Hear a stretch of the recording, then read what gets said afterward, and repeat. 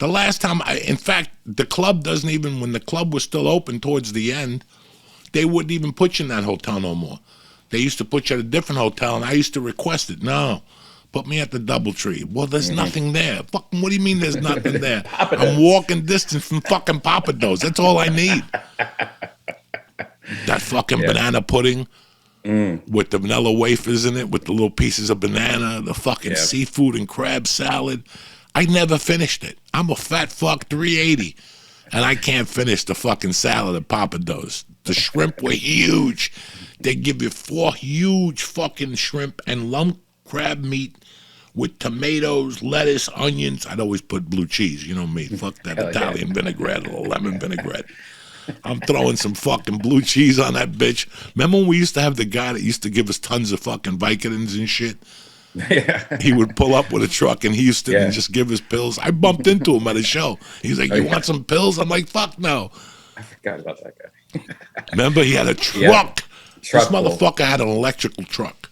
And you know, like the little packages, like the little screws and shit, they were all pills. And then he's like, I got weed too. You do? And he would have drawers of different weed. He was growing hydroponic fucking weed. It was wet and shit. Nobody believed those fucking crazy road stories where you got in trouble at the strip club in Austin.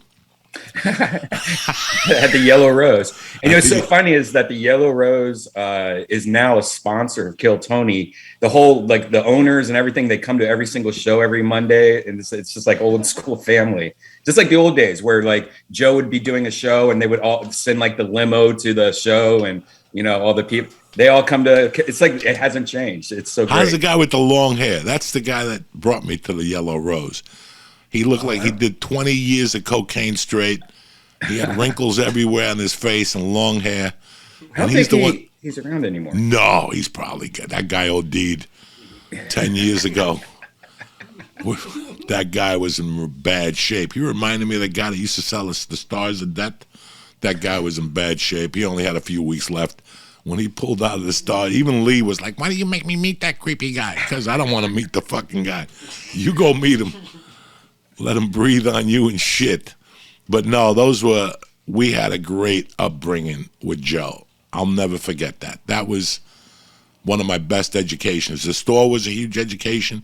And then going out with him on the weekends, getting lost, fucking doing $50 shots at the Brazilian place with the all-you-could-eat. Remember we did that Fogo de Chao. Fogo de fucking Chao in Dallas. I mean, my roots go huge in Texas. Like, I'm surprised I'm not in Texas because I love fucking everything about Texas. The food, the Mexican food, the fucking wind, everything about Texas is fucking tremendous. It was time for me to come home. You know, it was just I think we were all surprised you didn't come to Texas. Because everybody was. I mean, Texas was your go-to place, you know? Go-to. From El Paso to fucking Houston to Dallas. I love that Addison Improv. I love that Chuck and Jive. The restaurant, the seafood restaurant over there. I loved fucking Houston. You know that I had deep, deep roots in Houston. Best cocaine in 1998 to 2007. They were the king. All I had to do was walk into Houston and somebody would give me a package. I remember somebody gave me a package once at the fucking airport. That's when you know you're a junkie. When somebody comes up to you at the airport and says, here's a package for you. And I opened it up with Pete. Pete was driving me back. I opened it up. There was like a gram of coke in there. It's 2 PM. I'm like, I can't fucking do this. This will ruin my goddamn day. First time I went to Houston, first night.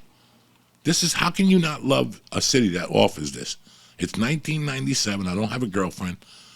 I go down there to open up for Bobby Slayton. I'm sitting at the bar. I just bombed. I'm sitting at the bar, and this smoking Colombian girl walks past me with a white dude.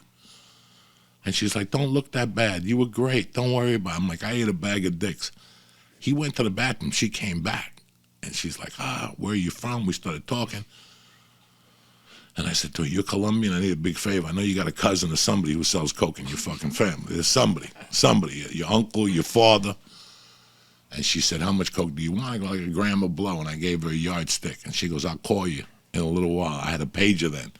She called me. I go, what do you want me to meet you? She goes, no. I'll bring it back to the hotel. I dumped my date. I'm hanging with you. She came back with the gram of blow. Next thing you know, she had a bikini on at that really good hotel in Houston. The crazy one with the bar and shit, where people would knock on your door and ask you if they wanted a beer. People would knock on your door at that hotel at 2 a.m. You'd be like sitting there doing coke going, I wish I had a beer. And you're like, what the fuck? You open the door, it's like a chick. Hi, I had some extra beers. I don't know if you want to party. No, I'm just sitting here by myself about to jerk off. You just knocked on the door. You were my fucking savior. Then the hotel got flooded. Oh, yeah. That's the hotel. That's where I think Joe met his wife at that hotel, too. That's a fucking great history hotel. They had a kolache place down the corner. I don't know how many times I walked to that kolache factory. Or Divas, remember that? The Greek place with the melted cheese? Oh, my God. How many times did that old guy used to yell at people? He fucking used to just throw a menu at you. You tell me when you want something, and then he would come back. I remember we went there one night. We got a bunch of Greek food. I was farting for like a week. I had diarrhea. They gave us like a cheesy fucking thing with, oh my God. That was, people would not believe the times we had in Texas with Rogan. From Austin, I remember another time I was at that old club. This had to be 98. And I'm in the corner there watching Joe or somebody, and some girl starts talking to me. And she's like, look at my pussy. Look at the hair, what I did for the design. I'm like, I need this in my life. Next thing you know, I'm fingering her. I'm about to go on stage. I go on stage 10 minutes later. I'm on the stage, and I could smell her little pussy on my finger every time I talk to the stage. Every time I talk to the audience on mic. Dog, and I used to bomb in Austin. Bomb. The biggest bombings I had were in fucking Austin, dog.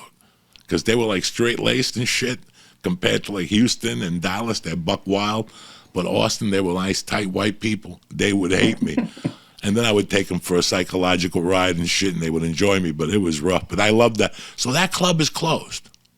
You're talking about Cap City? Cap City is closed, and they're about to reopen a new location. But it's not the old owners. I think they are just reusing the name. So it's not going to be the same people that used to own Cap City. But Cap City's opening up a new location, and it should be open any day now. I think about you every night. And then yesterday, we spoke on the phone. We agreed to do the podcast. And not 10 minutes after that, I get a fucking thing on Facebook, an old picture of you and me with a podcasts. Oh, yeah, podcasts. We got to bring that back. Long distance. Podcast. I remember the song you made. Cats.